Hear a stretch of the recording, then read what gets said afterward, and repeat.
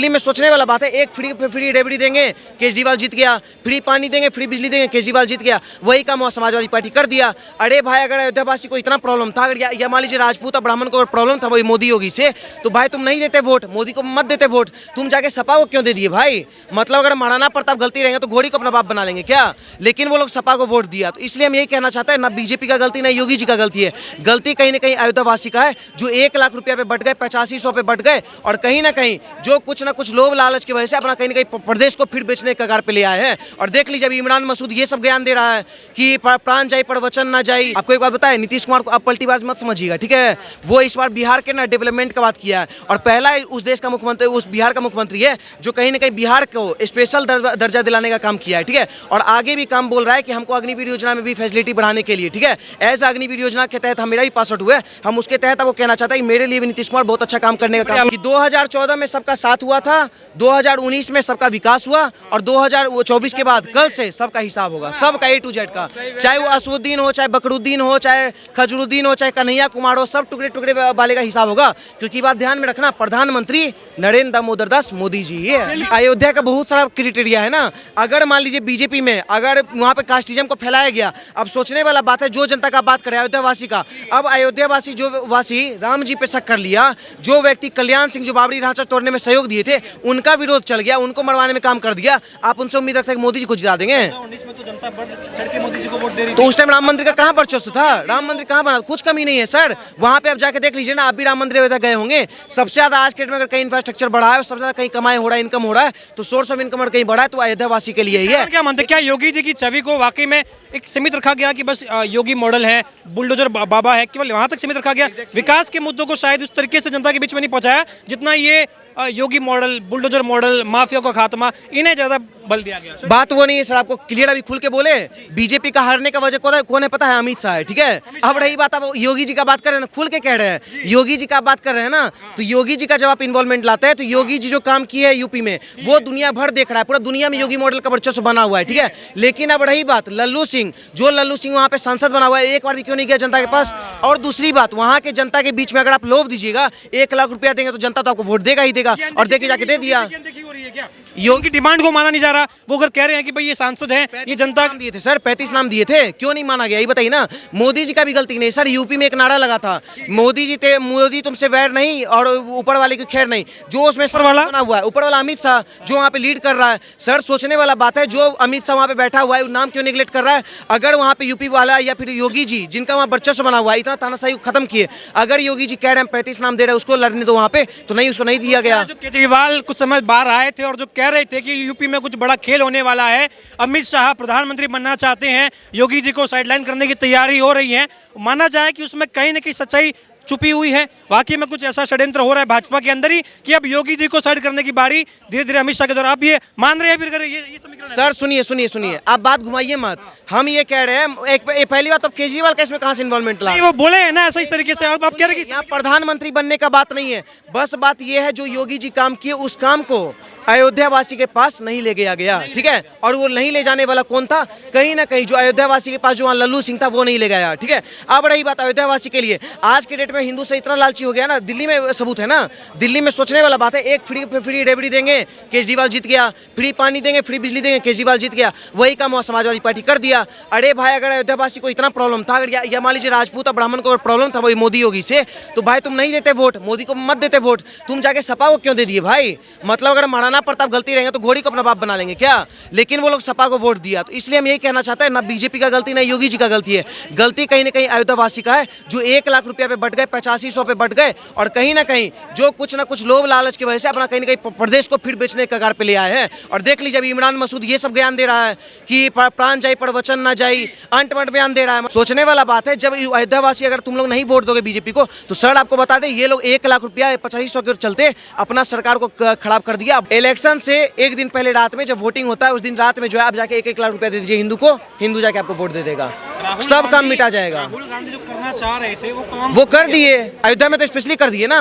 सोचने वाला बात है। आप एक बात बताइए ना, वहाँ का यूपी राजपूत या ब्राह्मण या जो भी कास्ट जो खिलाफ था, वो क्या उनके वजह से हारा है क्या? अब जो उनको खेला करना तो लोभ में बट गए, वहाँ पे तो बटना काम था ना। तुम एक काम नहीं देखे वहाँ पे, जब अयोध्या में इतना काम हुआ, इतना डेवलपमेंट हुआ, तो तुमको वो सब नहीं दिखा। लेकिन तुमको रात में अगर टका टका पहुंच गया और जो खटाखट तुम अकाउंट का सही दे रहे थे, अगर वो पहुंच गया, तुम जाके राहुल गांधी और सपा को वोट दे दोगे, जो तुम्हारे क्या बोलते कार से गोली चलवाया था। तो सर अयोध्या वासी से यही उम्मीद था और वही वो लोग पे उतरे उम्मीद। कल शपथ ग्रहण है, प्रधानमंत्री नरेंद्र मोदी तीसरी बार प्रधानमंत्री बनने जा रहे हैं देश के। एक बहुत बड़ा वाकई में इतिहास रचने वाला ये पल होगा मोदी जी के लिए और एनडीए गठबंधन के लिए भी।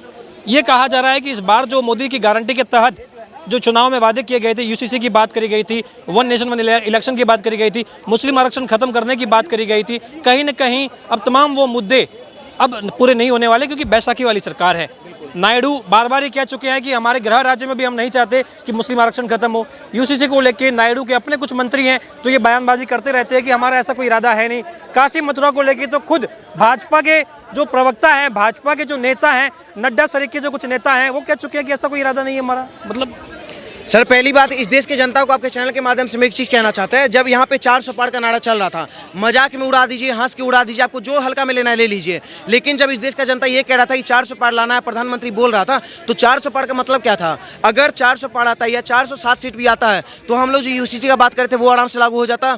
हिंदू राष्ट्र का बात करते हैं वो भी होता कि कोई कानून को रोकने वाला नहीं रहता। लव जिहाद पे कानून आता, गीता प्रेस को सम्मान मिलता और कहीं ना कहीं गौ माता राष्ट्र माता बनती। ठीक है। और जो अभी पीओके का बात हुआ था, 6 महीना पीओके लेने का, वो भी आगे आ रहा था। पीओके भी पीओके का ही बात हुआ था ना, आराम से आया था। लेकिन ये जनता ये नहीं सोचा कि अगर तुम्हारा एक वोट का महत्व इतना है कि अगर तुम एक वोट भी अगर कम दे रहे हो और वहां पे अगर विपक्षी हल्का ही मजबूत हुए, विपक्षी कौन है सर? डेवलपमेंट का बात करने वाले थोड़ी है, वो तो गद्दार है देश के लिए। वो जाएंगे वहां पे कानून जो अच्छा कानून पारित होने का काम होगा, उस कानून को रोकने के लिए बैठे हैं। लेकिन फिर भी हिंदू कुछ नहीं सोचा, मुस्लिम कुछ नहीं सोचा, या जो देश के नागरिक कुछ नहीं सोचे। वो सिर्फ एक चीज सोचे कि हमको रात में इलेक्शन के वोटिंग से पहले हमको कौन आके टका टका दे रहा है, खटाखट अकाउंट में पहुंचा रहा है, चाहे 85 हो चाहे 1 रुपया हो, जो दे रहा है उसको जाके वोट दे देना है। अगर तुम ये चीज देख लेते कि 400 पार का महत्व आखिर क्या है। मजाक में बहुत लोग उड़ा दिया कि मोदी जी बोले थे 400 पार, हम भी बोल रहे थे 400 पार, इवन टी शर्ट ही पहने हुए थे 400 पार का, लेकिन नहीं आया। मजाक उड़ा दीजिए, कुछ उड़ाना है उड़ाइए। लेकिन आप बता दें, देश का कहीं ना कहीं दुर्भाग्यपूर्ण वाला बात है कि देश में भारतीय जनता पार्टी का 400 पार नहीं है। क्योंकि भारतीय जनता पार्टी पता है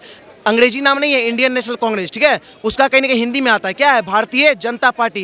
पहले भारतीय फिर जनता है तब अपना पार्टी है। और वो पहले भारतीय के लिए काम करता, फिर जनता के लिए, और कहीं ना कहीं फिर अपने पार्टी के लिए काम करता। और सर भारतीय जनता पार्टी के लिए 400 पार का बात हुआ था। लेकिन अगर इस देश का हिंदू अगर वोट नहीं दिया और अयोध्या में अगर सीट गया तो सर भारतीय जनता पार्टी का बात नहीं करिए ना, अयोध्या का स्पेशली कह रहे हैं ना। अगर मान लीजिए अभी हमारे बिहार के नीतीश कुमार अगर मिले, जो हमेशा पलटी मारते हैं, जो किसी का पैर तक नहीं छूते हैं, वो नीतीश कुमार आज मोदी जी का पैर छू रहे हैं। हम तो मंत्रालय भी तो बड़े बड़े मांग रहे हैं, दे दीजिएगा। क्या चाहिए? मंत्रालय भी तो बड़े बड़े मांग रहे हैं। सुनिए ना सर, आपको एक बात बताए, नीतीश कुमार को आप पलटीबाज मत समझिएगा। ठीक है। वो इस बार बिहार के ना डेवलपमेंट का बात किया है और पहला उस देश का मुख्यमंत्री, उस बिहार का मुख्यमंत्री है जो कहीं ना कहीं बिहार को स्पेशल दर्जा दिलाने का काम किया है। ठीक है। और आगे भी काम बोल रहा है कि हमको अग्निवीर योजना में भी फैसिलिटी बढ़ाने के लिए। ठीक है। एज अग्निवीर योजना के तहत हम मेरा भी पास आउट हुआ है, हम उसके तहत वो कहना चाहता है कि मेरे लिए भी नीतीश कुमार बहुत अच्छा काम करने का। आलोचना होती है कहते कि भाजपा सरकार जो है कहीं ना कहीं आत्ममंथन करेगी। इनके खुद के कुछ नेता हैं जो गठबंधन में है, कह रहे कि चिराग पासवान भी कहते हैं कि ये जो कहीं ना कहीं अग्निवीर योजना है इसमें अभी बहुत सुधार की जरूरत है।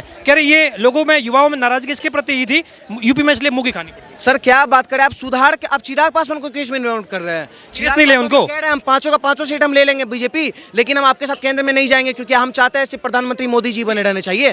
क्या बात कर रहे हैं सर, विपक्षी से बढ़िया यूनिटी हमारे बीजेपी में है। ठीक है।